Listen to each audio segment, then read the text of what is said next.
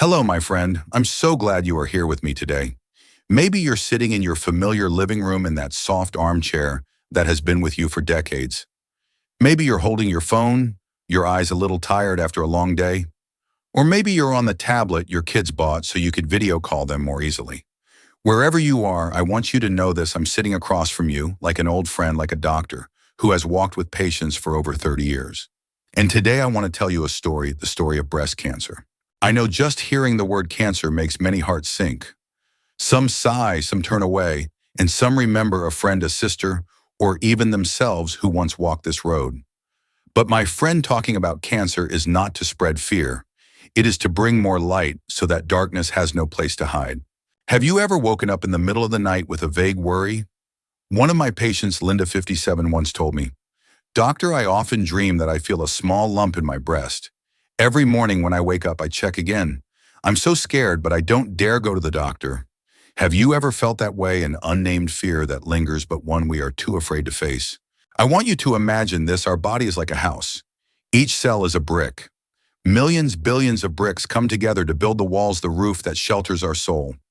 Cancer begins with just one cracked brick, one cell that rebels.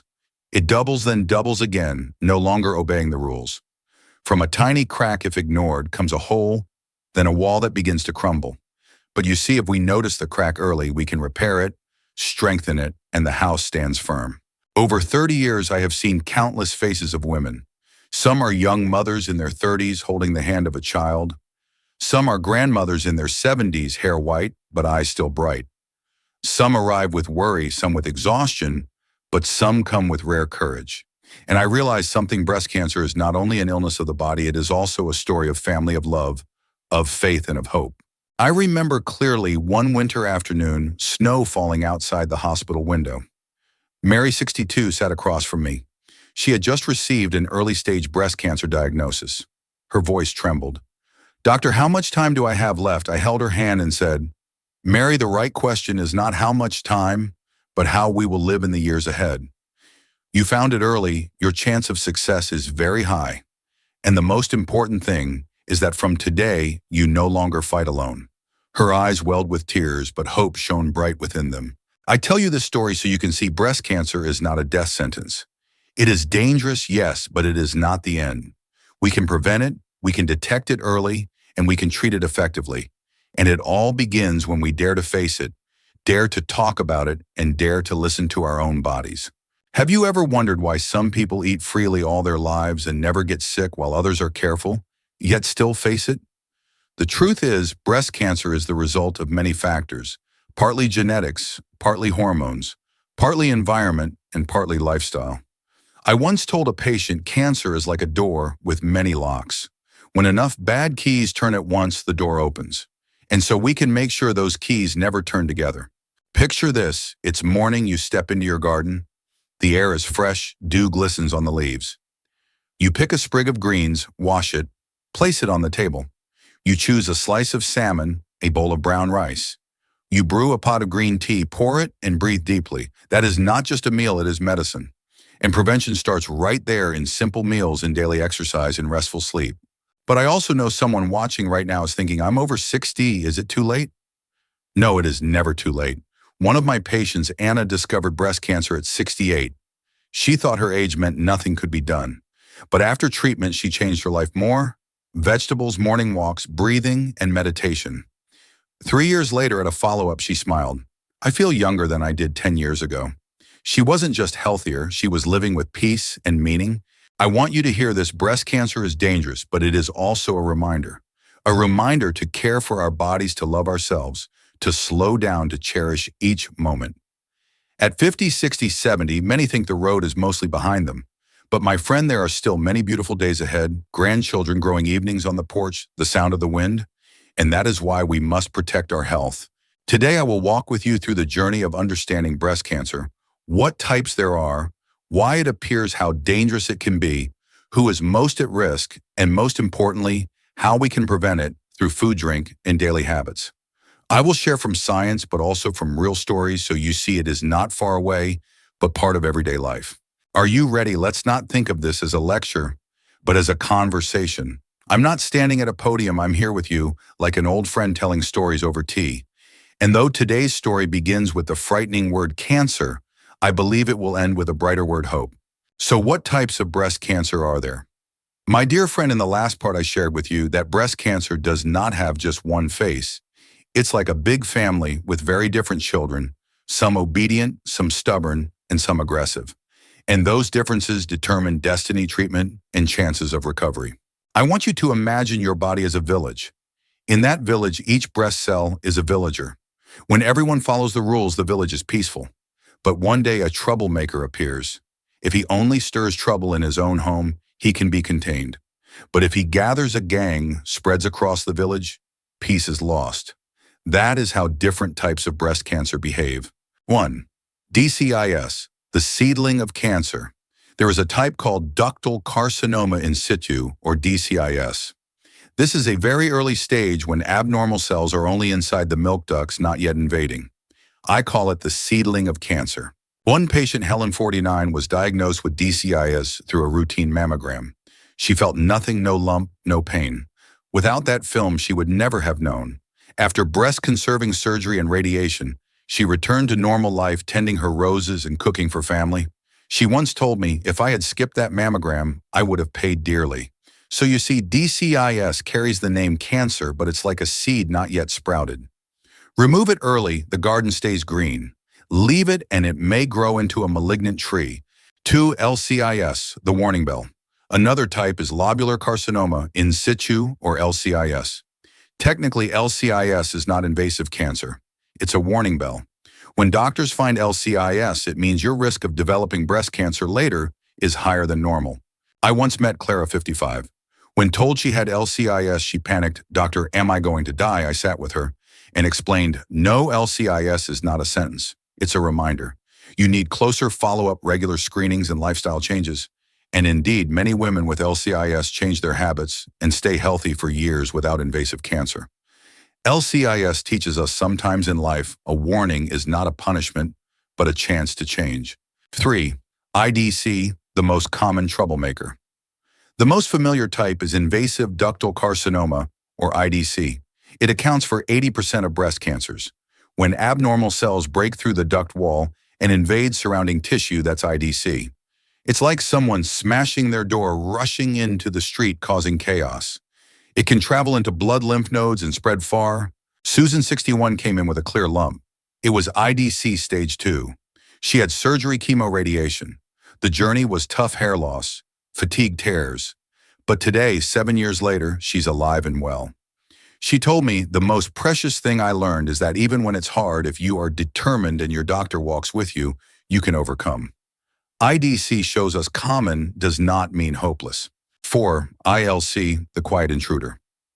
Less common, about 10–15%, is invasive lobular carcinoma, or ILC. ILC hides. It doesn't always form a clear lump, sometimes only thickening or firmness. Often missed on mammograms, only MRI reveals it. One patient, Janet, 63, said, "My breast felt different, but the mammogram looked normal. Only later did MRI show it. She was lucky to catch it in time." But this reminds us, no test is perfect. That's why multiple screenings and listening to our bodies are key. ALC proves some enemies are dangerous precisely because they are silent. 5. Gorinas. So now to 5. Special types, fast and fierce. In the family of breast cancer, there are rare but very aggressive forms. Triple-negative breast cancer. This type lacks estrogen, progesterone, and HER2 receptors. That means it doesn't respond to hormone or targeted therapy. It often strikes younger women, grows fast, returns often. Emily, 38, endured harsh chemo and radiation. She said, "It was like going through a storm, but I stood strong." Thankfully, new immunotherapy has brought hope to this group. HER2-positive breast cancer. This grows quickly, but in the past 20 years, targeted drugs like trastuzumab have changed everything. I saw Eleanor, once hopeless, still thriving more than 10 years later, thanks to targeted therapy. You see, breast cancer is not just one tumor. It's many diseases, each with its own personality. And as in life, only when we know who we face can we respond wisely. Ask yourself this: if one day your body sent a signal, a lump, a patch of skin changed, how would you respond? Would you ignore it or pause and listen? your answer could change the rest of your life. We've just walked through the family of breast cancer from DCIS seedlings to LCIS warnings IDC, the common ILC, the silent and the fierce special types. Do you see understanding the nature of each one is how we drive away the darkness of fear? So why does breast cancer form, my friend? When people hear the word cause, they expect a clear answer. Breast cancer is caused by this or that, but the truth isn't that simple. I often tell my patients cancer is like a door with many locks. For it to open, not one but several keys must turn at the same time. So what are those keys? Let's look at them one by one. Genes, hormones, age, lifestyle, and environment. 1. Genetics. The river flowing from our ancestors. Have you ever looked in the mirror and seen the shadow of your mother, your grandmother? A smile, a habit, even a way of walking passed down. Along with those gifts, sometimes invisible marks from genes remain. Breast cancer can partly come from inheritance, most famously the BRCA1 and BRCA2 genes. When these genes mutate, cells lose their ability to repair DNA, and abnormal cells survive and multiply. I once met a family of 3 generations of women with breast cancer. The grandmother died at 52, the mother diagnosed at 48, and the daughter, only 32, came to me terrified. Tests showed she carried BRCA1. She wept, "Doctor, is my fate sealed?" I held her hand and said, "No. Knowing this is an opportunity. We can monitor closely, prevent, even consider surgery to reduce risk." You see, inheritance may hand us a stormy river, but it also gives us a map to navigate it. 2. Hormones, the reign of estrogen. Estrogen shapes a woman's femininity, but too much for too long can overstimulate breast cells, leading to cancer. Early menstruation, late menopause. No children or giving birth later in life, these all extend estrogen exposure. It's like a garden watered too much, plants grow lush, but weeds take over too. Elizabeth, 59, childless, once asked me in fear, "Doctor, is it true women without children are more likely to get breast cancer?" I nodded. Yes, the risk is higher, but it doesn't mean it's certain. The key is knowing your risk and acting on it. She sighed with relief. So I still have a choice. 3. Age. The river of time never stops. The truth is gentle but firm. The older we get, the higher the risk. After 50, breast cancer rates climb. Have you noticed your body speaks more after 50? A sore back, restless sleep, unexplained fatigue. Time leaves marks on every cell, and DNA repair grows weaker. It's not a death sentence, just a reminder to listen more closely. At 30, you might ignore small symptoms. At 60, never overlook them. A slow healing sore, a new lump, all deserve attention. 4. Lifestyle, silent habits. This is where we hold the key.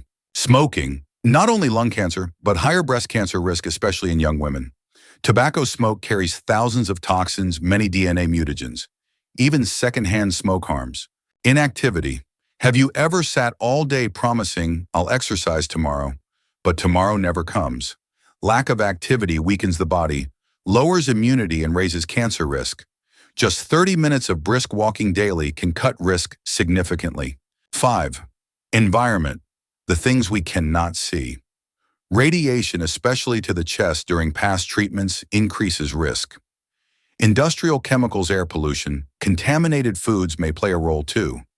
We can't control everything, but we can choose cleaner living, safer food, less plastic, fewer processed packages. Small steps, but each a whisper of love to our body. Philosophical view. Keys and doors. You see, breast cancer doesn't appear from nowhere. It's the result of many factors at once.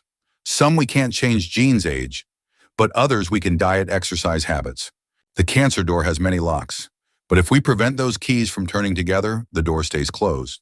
We've just explored why breast cancer forms from genes, hormones, age, lifestyle, to environment.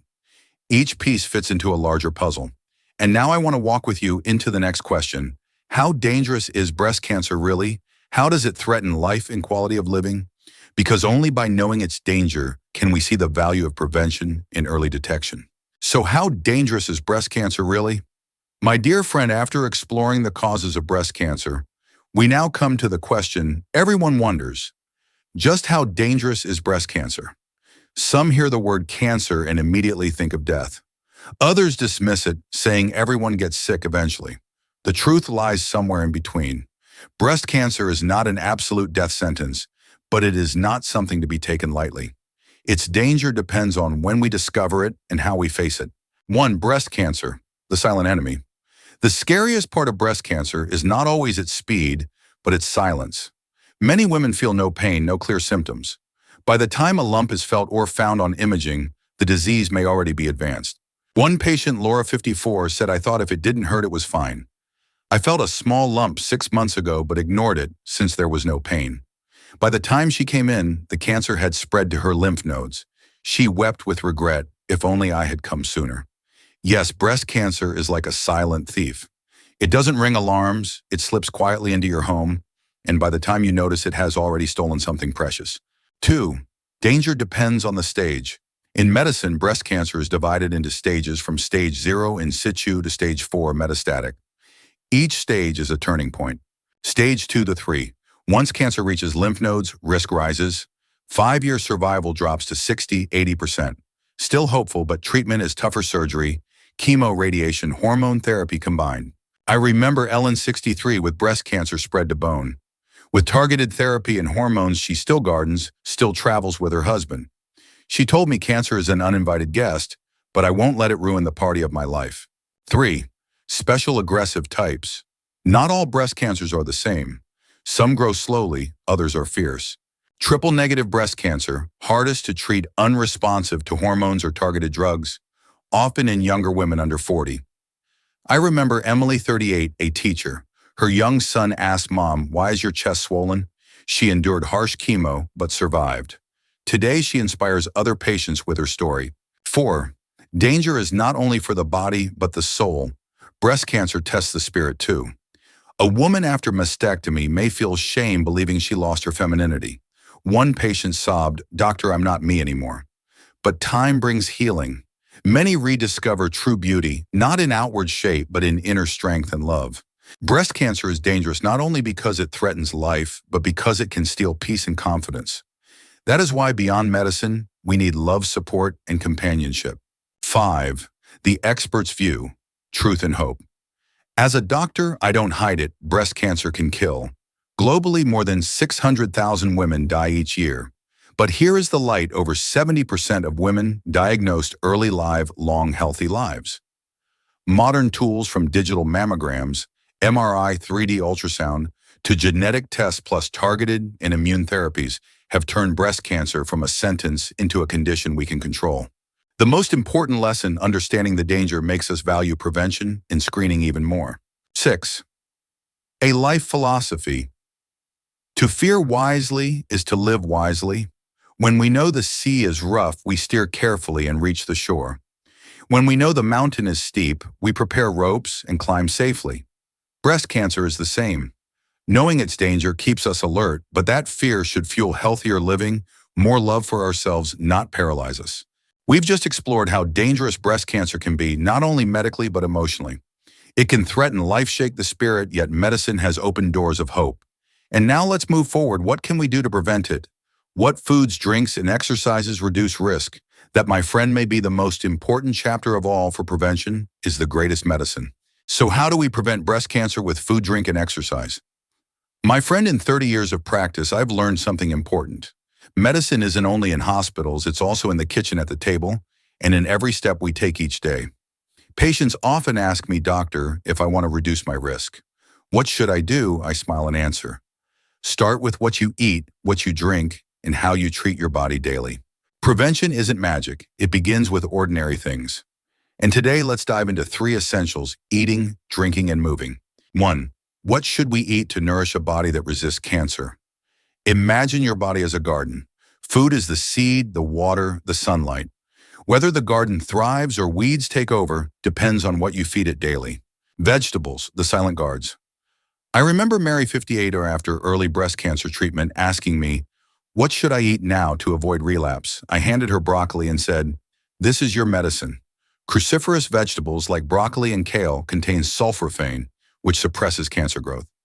Studies show women who eat them regularly have lower breast cancer risk. Fruits, nature's pearls.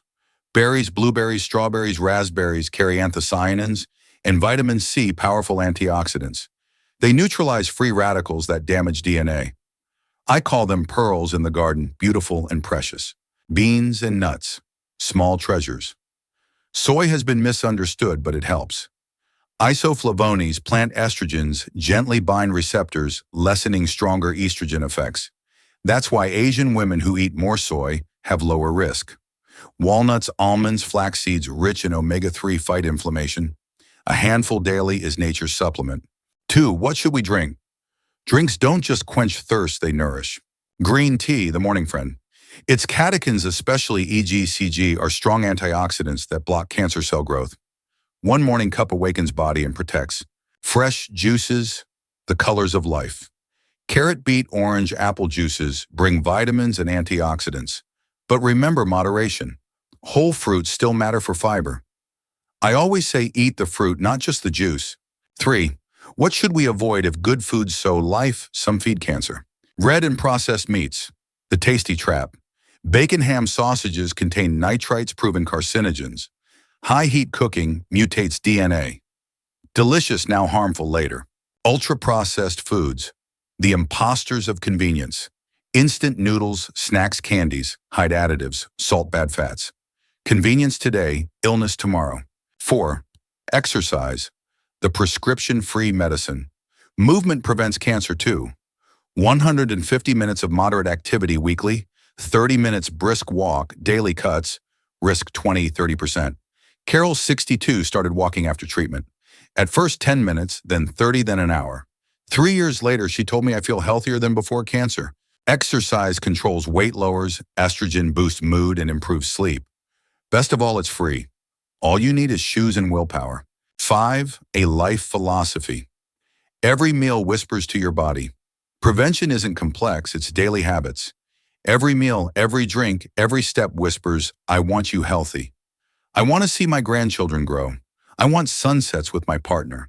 One patient after recovery told me I realize health isn't from expensive drugs, it's from what I eat daily. Every bite decides whether tomorrow I'll be here to tell stories to my family. So we've explored prevention with food, drink, and movement. Our bodies need not only medicine, but daily care. And now let's look at the next question, who is most at risk for breast cancer? Because knowing where we stand on the map of risk tells us how urgent we must act. So who is at high risk for breast cancer? My dear friend, we've talked about how breast cancer forms, how dangerous it can be, and how to prevent it. But here's a practical question. Patients often ask me at their very first visit, Doctor, am I in the high-risk group? It's a question filled with both fear and courage because asking it means you're ready to face the truth. And only when we know where we stand can we know how to act. I remember Julia, 65, who told me, when I was young, I never thought about cancer, but now every change scares me. Her caution led to the early discovery of a small tumor treated successfully. She is still healthy today. 2. Family history, the bloodline that tells a story. If your mother's sister or daughter had breast cancer, your risk is higher, especially if they were diagnosed young, under 50. Much of this links to BRCA1 and BRCA2 mutations. Carrying one raises lifetime risk to 60-70% compared to 12-13% normally. I recall Sarah, only 30. Her mother died of breast cancer at 46. Her aunt also had it.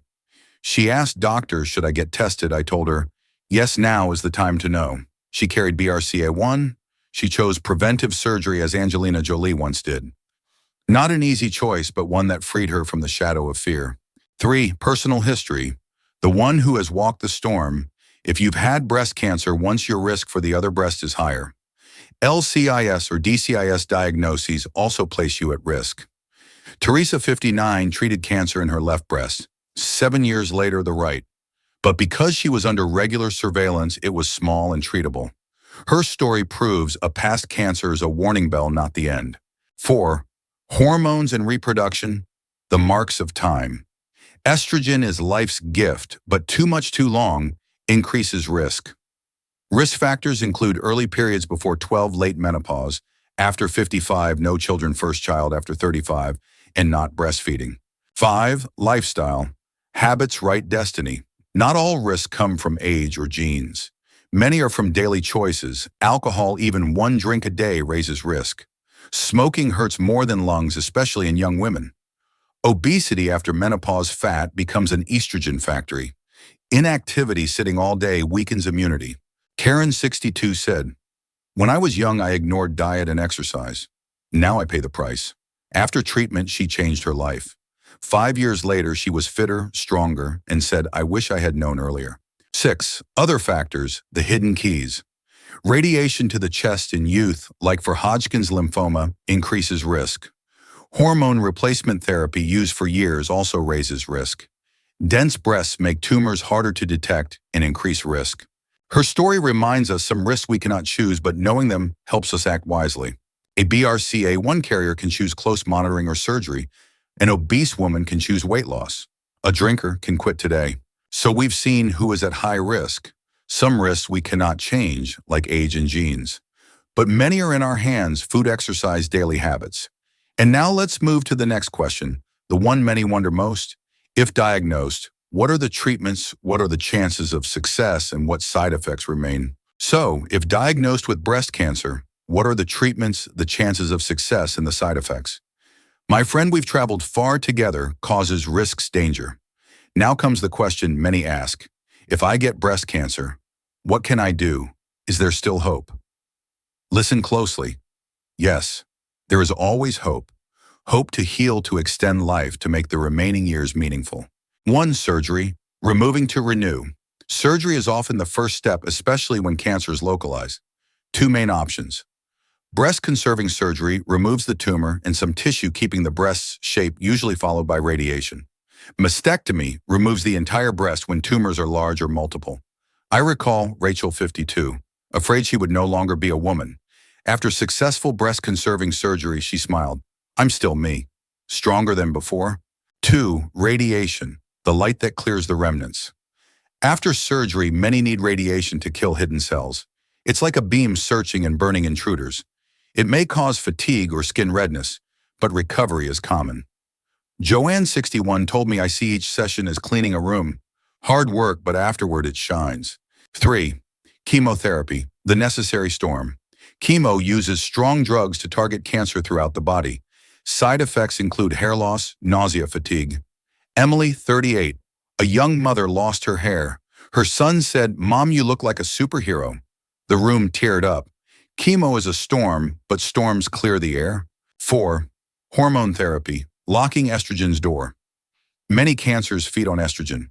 Drugs like tamoxifen or aromatase inhibitors block it. Grace, 67, took pills for 5 years. She said each pill is a lock on the door, keeping thieves out. Patience brings lower recurrence. Oh. Targeted and immunotherapy, modern weapons. Medicine has advanced.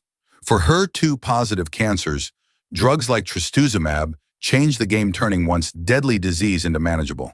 For triple-negative immunotherapy, trains the immune system to attack. I once saw a late-stage woman stabilized by new drugs, strong enough to hold her newborn grandchild.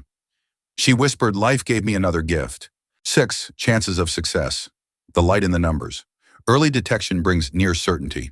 Stage 0, 1, 5-year survival, 95% plus. Stage 2, 3, 60, 80%. Stage 4, only 20, 30%. But numbers are averages, not destiny. I've seen stage 4 live 10 plus years, and early stage relapse due to neglect.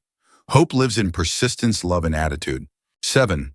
Side effects, scars that tell stories. Treatment leaves marks: fatigue, hair loss, weight change. Bone loss, early menopause with long hormone use. Lymphedema after lymph node removal. Body image struggles post-surgery. Helen, 60, cried at her scar in the mirror. Later, in a support group, she found women like her. She said, "We laughed, cried, and learned to love ourselves again." Scars are not just loss, they are proof of courage, of battles survived. Treatment is hard, but from hardship comes new strength, new beauty. We've explored therapies, surgery, radiation, chemo, hormones, targeted immune. We've seen chances and scars. Now, in the final part, let's share the most heartfelt advice: prevention, screening, vaccines, and holding faith if cancer comes. Because in the end, the goal is not just survival, it's living fully. And now the final advice: prevention, screening, vaccines, and holding on to hope. My dear friend, we've journeyed far together. We've explored what breast cancer is, why it forms, how dangerous it can be, treatments, and lasting effects. And now, as our story nears its end, I want to leave you with the simplest, most important reminders. Be proactive, Get screened. Protect with vaccines and keep faith even if cancer comes. Mach 1. Prevention. The lantern at the door. An old saying goes, prevention is better than cure. Nowhere is that truer than in breast cancer. Prevention begins with choices we've already discussed: healthy eating, less alcohol, weight control, regular exercise. But above all, it's an attitude. Alice, 62, once said, "I can't control everything, but I can choose how I live each day." 10 years later, she wasn't just surviving, she was thriving.